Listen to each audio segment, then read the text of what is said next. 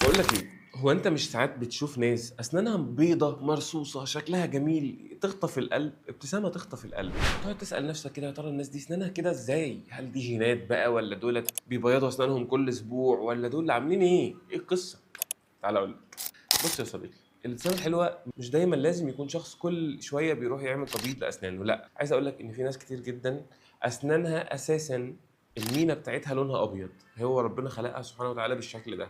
2 في ناس كتير عندها روتين عناية بأسنانها، يعني بتغسل أسنانها كل يوم مرتين بانتظام، بتستخدم فرشة ناعمة، بتستخدم معجون أسنان فيه whitening agent بسيطة، حاجة نضيفة، تستخدم مضمضة مثلًا يعني مثلًا كل شهر تستخدمها أسبوع، بالتالي هتفضل دايمًا بتدوّب التصبغات اللي بتتراكم على سطح السن أول بأول بصفة مستمرة، وبالتالي أسنانها مش بتلحق أبدًا تصفر. بتعمل تبييض يا سيدي كل 6 شهور كل سنة وتفضل محافظ عليه لأطول فترة ممكنة. بتشرب مَيّة كتير بعد القهوة والشاي والتدخين علشان تدوّب كل كل التصبغات اللي بتتراكم أول بأول. روتين الحياة ده بيساعد جدًا إن التبييض يفضل مكمّل معاك فترة طويلة، أو إن أسنانك نفسها ما تصفرش وتفضل بيضا لأطول فترة ممكنة.